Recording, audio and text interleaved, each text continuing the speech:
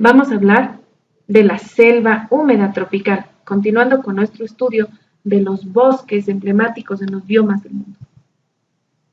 La selva tropical tiene árboles de hasta 50 metros y la temperatura es superior a los 24 grados centígrados. En este tipo de biomas no tenemos gran diferencia entre el invierno y el verano. Simplemente tenemos este rango de temperatura. Además, tenemos la presencia de lluvias constantes, hay muchísima humedad en el ambiente. Eso, por supuesto, fruto del dosel tan alto que tenemos. Estas selvas se caracterizan por tener árboles gigantes, como los ceibos, choivas y caguis, que sobresalen encima del techo del bosque, formando el estrato emergente de la selva. Las hojas y las ramas de estos árboles son las que reciben mayor cantidad de luz, calor, lluvia y viento. Es decir, los árboles gigantes crean una especie de techo en el resto del bosque.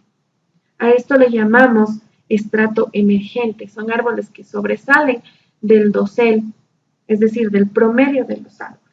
Estos suelen ser de hojas anchas y es por eso que reciben mayor cantidad de luz, calor, lluvia y viento. Aquí podemos observar un ceibo. Un ceibo es un árbol caducifolio, es decir, que pierde sus hojas en cierta época del año y luego durante el invierno florece y deja fruto y semilla. Más abajo, después de estos árboles emergentes, a los 30 o 40 metros de altura, tenemos cedros, laureles y cominos, que tejen con sus copas el dosel y el techo del bosque y forman un manto vegetal tan denso que muchos animales establecen caminos sobre sus ramas y se desplazan a lo largo de ellas para buscar comida y hacer nidos. Es importante que cuando tenemos tal capacidad, tal presencia de árboles, aumenta la capacidad de la vida de los animales, del resto de plantas inclusive. Esta presencia de árboles forma una especie de techo, una especie de refugio natural que alberga a muchísimos animales. Después de esto, siguiendo los estratos del bosque, tenemos la presencia de lianas y bejucos y de algunas parásitas. Es decir, que los árboles, además de proveer de techo a muchos animales, van a proveer de techo y alimentación a muchas plantas pequeñas. Estas se enredan y trepan sobre los árboles en forma de espiral y sus tallos cuelgan como grandes cuerdas.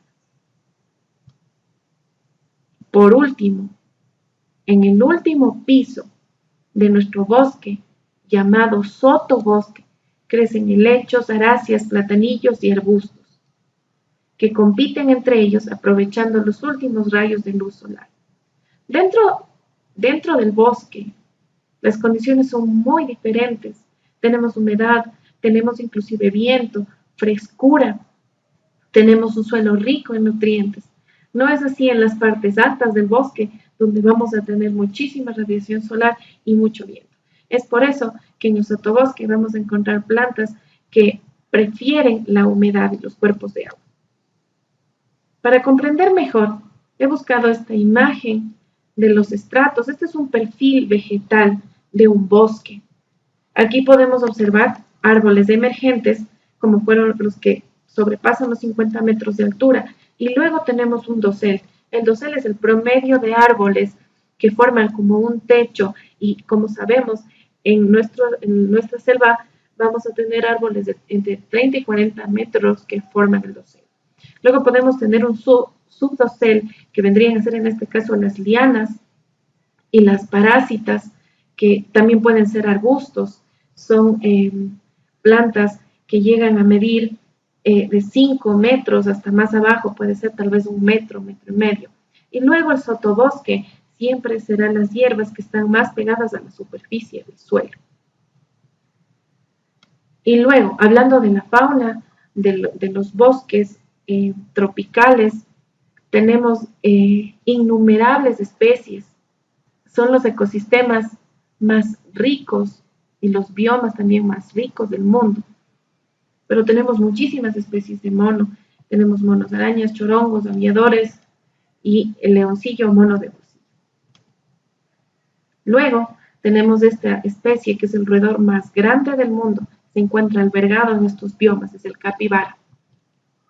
También tenemos el tapir amazónico y bueno, el tapir en realidad es de distintas especies, esto de acuerdo a la ubicación en el mapa, pero el tapir se va a encontrar en todos los lugares que corresponden a este bioma.